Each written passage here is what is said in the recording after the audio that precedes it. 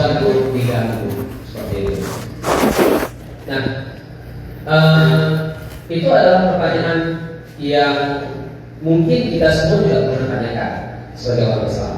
Kita sebagai orang Islam itu bertanya, Pak, kenapa saya harus bangun subuh misalnya ketika kawan-kawan lagi tidur? Kenapa saya harus bersusah payah tidak makan 30 hari ketika Ramadan? Ya kan? Kita tetap akan mempertanyakan hal tersebut. Mungkin dari kecil, ketika kita masih kecil atau ketika kita sudah dewasa, ketika kita ada masalah yang besar misalnya, kita akan mempertanyakan hal tersebut. Apakah benar yang saya lakukan? Apakah benar Tuhan berada? Nah, tentu ada banyak jawaban dari sini. Salah satu jawaban dari Ibnu Khalid. Dia mengatakan Tuhan itu apa? Tuhan itu adalah hibul wujud. Dan dia mendapatkan ide ini dari Aristoteles, dari seorang filosof dari Yunani yang mengatakan bahwa Tuhan itu adalah the unmover, sesuatu yang menggerakkan, tapi dia tidak bisa digerakkan. Jadi wajib wujud tadi artinya sesuatu yang wajib ada. Nah, artinya apa? Tuhan itu adalah, jadi logikanya adalah semua hal di dunia ini itu berasal dari sesuatu. Misalnya seperti kita berasal dari orang tua kita. Orang tua kita berasal dari HP misalnya, berasal dari pabrik. Pabrik berasal dari mana? Dari mendesain hal tersebut. Jadi semuanya itu ada asalnya. Itu logikanya. Maka kita runut sampai ke akhir bahwa harusnya ada sesuatu yang tidak ada asalnya, tidak ada permulaan. Maka itu menjadi salah satu jawaban dari siapa itu Tuhan. Itu yang pertama, siapa itu Tuhan? Apakah Tuhan itu ada? Tuhan itu ada bahwa disebut sebagai unmover ataupun sebagai wajib wujud, sesuatu yang wajib. Kemudian pertanyaan yang kedua yang mungkin kita pertanyakan itu adalah tentang siapa itu Tuhan. Nah, ada miliaran orang di dunia ini yang percaya bahwa Tuhan itu adalah Yesus. Apa alasan mereka? Pertama, karena Tuhan ini lahir tanpa ayah misalnya. Yang kedua, karena Tuhan ini hidup kembali. Nah, itu alasan mereka kenapa mereka luarnya Tuhan. Atau misalnya ada juga miliaran orang yang percaya bahwa Tuhan itu adalah Brahma oleh kaum Hindu yang mengatakan bahwa Tuhan itu adalah pencipta, tapi kemudian Tuhan itu dia memiliki banyak Tuhan-Tuhan yang lain. Seperti itu. Artinya mereka mengatakan bahwa Tuhan itu ada banyak Tuhan, ada Tuhan penghancur, ada Tuhan pencipta, ada Tuhan penyembuh dan sebagainya. Maka kita bisa melihat di dalam Al-Quran itu ada banyak sekali Tuhan. Bagaimana dengan Islam? Bagaimana Islam menjelaskan tentang Tuhan? Nah, Islam menjelaskan tentang Tuhan dengan menggunakan cara manusia menjelaskan tentang seseorang. Misalnya ketika manusia menjelaskan tentang seorang raja, dia mengatakan raja ini bernama ini, gitu kan? Dia adalah penakluk kota A misalnya, ataupun dia adalah seseorang yang pengurah yang membantu tempat ini misalnya. Ya, jadi menggunakan julukan-julukan, pemberian julukan-julukan untuk memperkenalkan tentang seseorang. Ketika kita mendengar Soekarno misalnya, Soekarno, bapak pendiri bangsa. Jadi kita langsung tahu, oke, Soekarno itu ada seseorang bernama Soekarno dan dia adalah sebagai seorang bapak pendiri bangsa. Soekarno adalah dan sebagai Soeharto misalnya bapak pembangunan Indonesia. Seperti itu. Maka Soeharto adalah, jadi dengan nama-nama, dengan julukan-julukan tersebut, maka kita bisa kenal siapa itu Soekarno. Kita kenal siapa itu Soeharto. Nah, begitu juga dengan Allah. Allah menjelaskan dirinya dengan 99 nama Allah. Ya, dengan 99 nama Allah. Jadi misalnya Allah mengatakan Allah adalah Ar-Rahman. Itu salah satu julukan beliau. Apa itu Ar-Rahman? Yang Maha Pengasih. Ar-Rahim yang Maha Penyayang, Al-Malik yang Maha Merajai, ya, dan seterusnya ada 99 nama. Jadi salah satu hal yang paling menarik dari Islam adalah tentang betapa jelasnya Islam ini, betapa terangnya Islam ini, betapa kita mudah memahami Islam. Kita ditanyakan siapa itu Tuhan, kita jawabkan 99 nama Tuhan ini, dan semuanya masuk akal. Saya pernah bertanya kepada anak saya misalnya, kenapa Tuhan itu tidak boleh ada dua? Saya tanya kepada dia, umurnya 11 tahun. Kenapa Tuhan tidak boleh ada dua? Kan bisa, dua-duanya itu maha kuasa, dua-duanya itu maha yang maha tidak ada awal tidak ada akhir. Kenapa tidak boleh Tuhan itu dua? Jawabannya karena jika Tuhan dua, maka dia harus bekerja sama. Ketika dia bekerja sama, maka ada satu hal yang tidak dikuasai oleh Tuhan yang pertama, maka dibantu oleh Tuhan yang kedua. Artinya Tuhan memiliki perubahan Tuhan di situ. Atau misalnya jika misalnya Tuhan pertama itu maha kuasa, maka Tuhan kedua tidak ada gunanya karena Tuhan pertama maha kuasa. Jadi ini jawaban yang disampaikan oleh anak berumur 11 tahun. Sangat masuk akal, sangat mudah dipahami tentang Islam ini. Al-Qudus misalnya, Maha Suci, Al-Assalam, Maha Pemberi Kesejahteraan, dan seterusnya. Jadi pertanyaan kedua tentang siapa itu Tuhan, kadang-kadang kita pertanyaan hal tersebut, maka ini bisa menjadi salah satu jawaban yang perlu kita. Dan kemudian, Rasulullah, kita perlu pahami bahwa hidayah itu kita dapatkan kebanyakannya itu dari dua hal. Yang pertama itu adalah mengenal Rasulullah dan syirahnya. Ketika kita membaca selama Nabi Muhammad, kita mendengar cerita-cerita kisah-kisah Nabi Muhammad, muncul rasa cinta kepada Nabi Muhammad, muncul rasa cinta kepada, muncul pemahaman tentang Islam. Itu yang pertama. Yang kedua itu adalah mengenal Allah sendiri. Nah, jadi 99 nama Allah ini, ketika kita bisa mengenal nama Allah ini, maka kita perlahan-lahan jadi semakin paham tentang Islam, semakin paham tentang apa tujuan kita ciptakan, semakin paham tentang Tuhan sendiri dan seterusnya. Kemudian pertanyaan selanjutnya adalah, jika kita Tuhan ada. Kalau itu ada, seperti yang tadi Ibrahim sampaikan, Tuhan ada. Kemudian siapa yang Tuhan, kalau sudah kita dapat jawabannya, yaitu dengan sudah nama tadi. Pertanyaan selanjutnya adalah, apa maunya Tuhan? Apa maunya Allah SWT? Ya, misalnya kita diminta untuk sholat 5 kali sehari misalnya. Kenapa? Kenapa kita harus mengulang kata-kata yang sama, gerakan yang sama? Dari saya mungkin sholat itu dari umur 6 tahun mungkin, atau umur 5 tahun. Ya, sampai dengan hari terus 5 kali dalam sehari. Kenapa saya harus misalnya saya sedang keluar dengan kawan-kawan misalnya, terus mereka bisa bebas masuk ke kantin mana saja makan apa yang mereka suka, tapi kita tidak bisa. Kenapa saya tidak bisa? Kenapa saya harus menahan diri saya dan Allah meminta kita untuk melakukan itu semuanya, gitu kan? Kenapa? Jadi apa maunya Allah? Nah, tentu ada banyak penjelasan di situ. Di antaranya adalah misalnya, jadi Allah misalnya di sini menjelaskan dalam Al-Quran. Yang pertama, di surah Al-Baqarah surah kedua ayat 30, Allah mengatakan, ingatlah ketika Tuhan berfirman kepada para malaikat, sesungguhnya aku hendak menjadikan seorang khalifah di bumi. Ini yang pertama misalnya. Ini adalah maunya Allah terhadap kita, menjadi khalifah di muka bumi. Khalifah itu arti lain dari khalifah adalah pengganti. Jadi misalnya ketika yang disebut khalifah Abu Bakar, itu artinya pengganti dari Nabi Muhammad.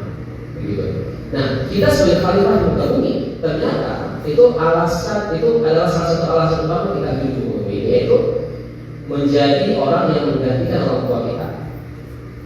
Kemudian kita mempersiapkan pengganti setelah kita, yaitu hal pertama yang Allah sebutkan dalam Al-Quran, tujuan Allah menciptakan manusia sebagai khalifah di bumi. Artinya apa? Berkeluarga. Bukan hanya hidup sendiri kemudian tidak berkeluarga. Tidak perlu berarti saling harus menikah. Kalau ada yang tidak, ada juga ulama yang tidak menikah, ya tetap bisa berkeluarga dengan cara yang dengan ponakan, dengan sepupu, dengan dan sebagainya. Berkeluarga, mempersiapkan keluarga yang kuat untuk melanjutkan estafet perjuangan kita, yaitu menjaga bumi. Kemudian yang kedua itu adalah untuk menyembah Allah. Di dalam surah Az-Zariyat Allah berkata, dan aku tidak menciptakan jin dan manusia melainkan supaya mereka menyembahku. Kemudian yang ketiga, untuk saling mengenal. Surah Al-Hujurat ayat 13. Wahai manusia, sesungguhnya kami menciptakan kamu dari seorang laki-laki dan seorang perempuan. Lalu kami menjadikan kamu berbangsa-bangsa dan bersuku agar kamu saling mengenal. Yang keempat, untuk diuji. Yang dalam surah Al-Mulk ayat 2, yang menciptakan mati dan hidup untuk menguji kamu siapa di antara kamu yang terbaik amalnya. Yang kelima, untuk mengelola dan memanfaatkan alam. Surah Al-Baqarah ayat 9. Dialah menjadikan segala yang ada di bumi untuk kamu. Dan yang keenam adalah untuk mengikuti petunjuk dan tidak sesat. Di surah Al-Taha ayat 123. Maka silakan pada petunjuk dariku, lalu siapa yang mengikuti petunjukku, dia tidak akan tersesat dan tidak akan celaka. Jadi ada banyak sekali sebenarnya alasan Allah menciptakan manusia. Apa maunya Allah terhadap kita, dan semuanya itu memiliki berlipat ganda manfaatnya. So maybe we need to finish before 12:45. So now I'm going to explain a bit in English for our brothers who can speak English language. So in this khutbah, actually I want to talk about three main questions that people ask, not only Muslim but also non-Muslim ask about God. The first one is there God? Is there God?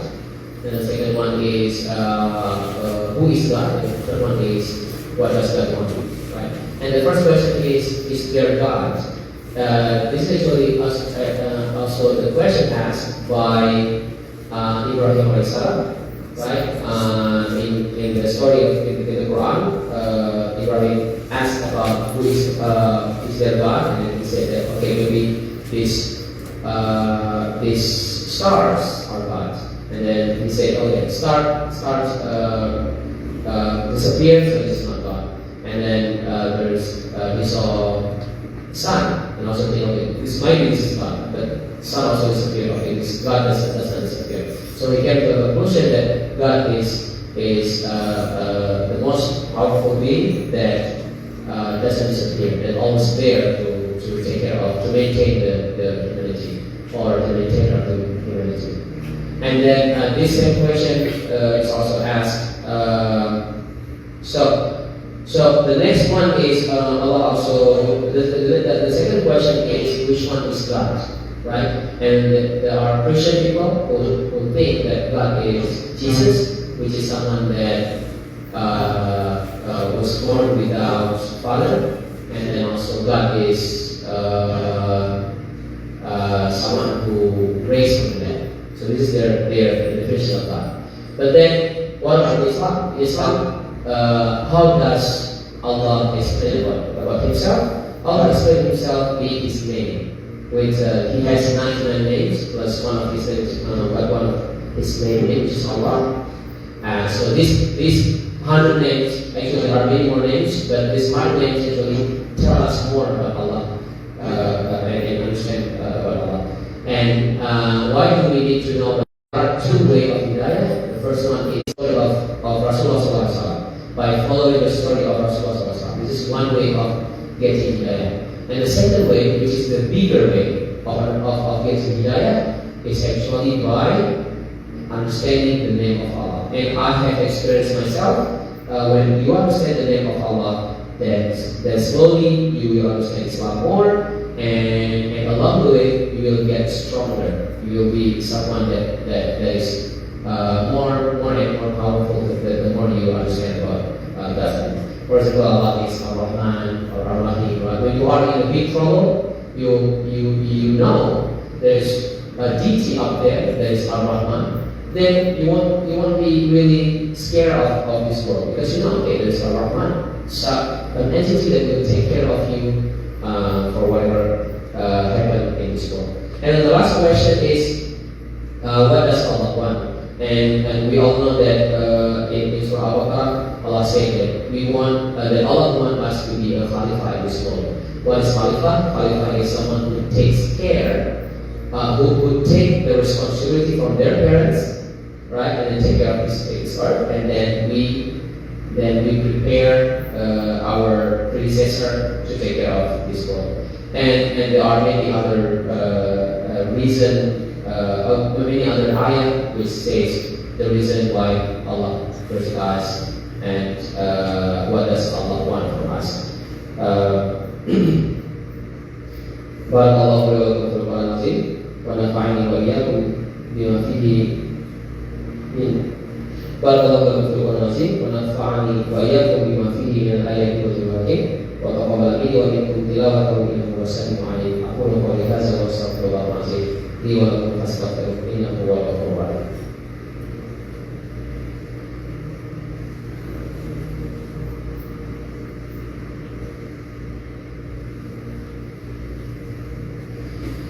إن الله وملائكته يصلون على النبي يا أيها الذين آمنوا صلوا عليه وسلموا تسليما اللهم صل وسلم وبارك على نبينا محمد وعلى آله وعلى خلفائه الراشدين المهديين وأصحابه ومن تبعهم بإحسان إلى يوم الدين اللهم اغفر للمسلمين والمسلمات والمؤمنين والمؤمنات الأحياء منهم والأموات إنك سميع قريب مجيب الدعوات ربنا ظلمنا أنفسنا وإن لم تغفر لنا وترحمنا لنكونن من الخاسرين ربنا لا تزغ قلوبنا بعد إذ هديتنا وهب لنا من لدنك رحمة إنك أنت الوهاب ربنا آتنا في الدنيا حسنة وفي الآخرة حسنة وقنا عذاب النار وصلى الله على نبينا محمد وعلى آله وصحبه ومن تبعهم بإحسان إلى يوم الدين وآخر دعوانا الحمد لله رب العالمين.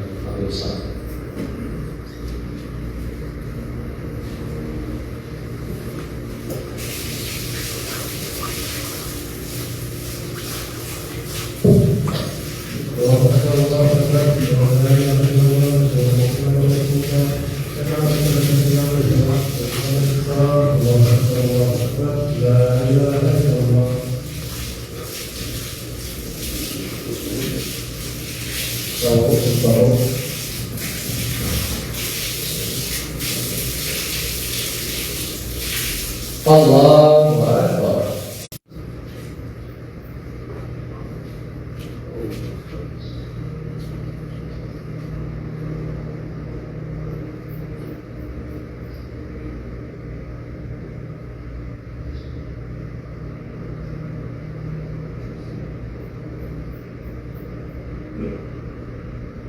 Bismillahirrahmanirrahim. Alhamdulillahi rabbil alamin. Ar-Rahmanir-Rahim. Maliki yawmiddin. Iyyaka na'budu wa iyyaka nasta'in. Ihdinas siratal mustaqim, siratal ladzina an'amta 'alaihim ghairil maghdubi 'alaihim waladdallin.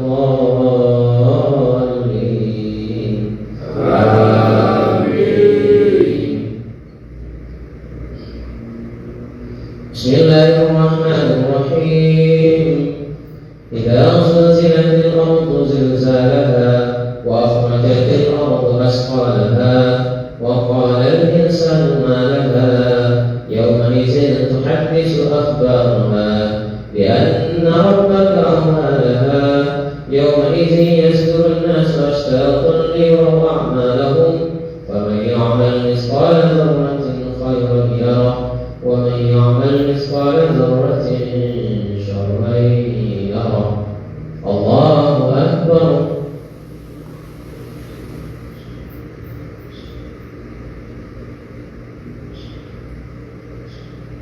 سمع الله لمن حمده.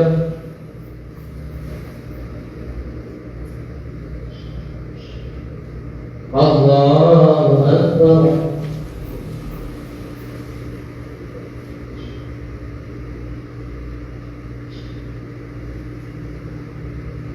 Allahu Akbar.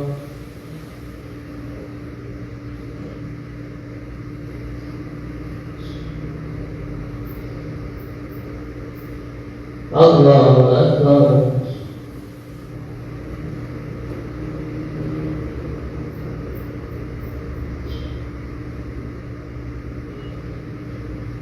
Allahu Akbar.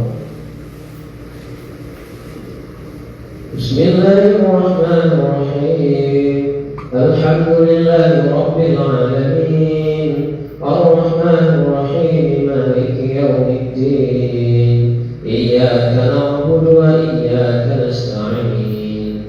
Ihdinas siratal mustaqim. Siratal ladzina an'amta 'alaihim ghairil maghdubi 'alaihim waladdallin.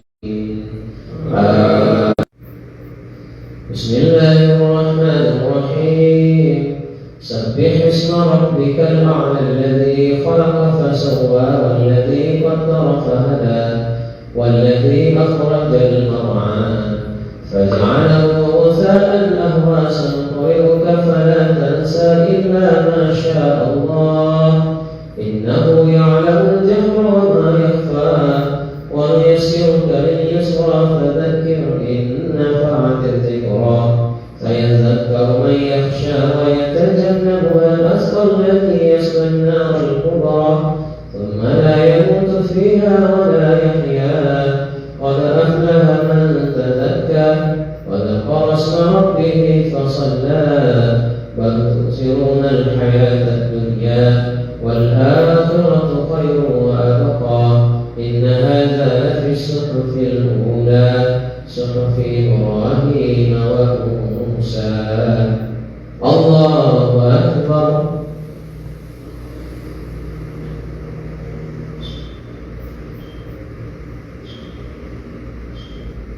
سمع الله لمن الله أكبر.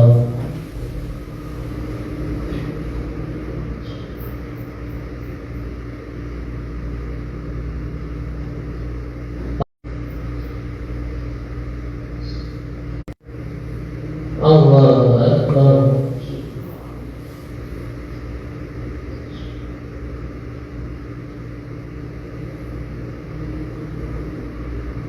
الله أكبر.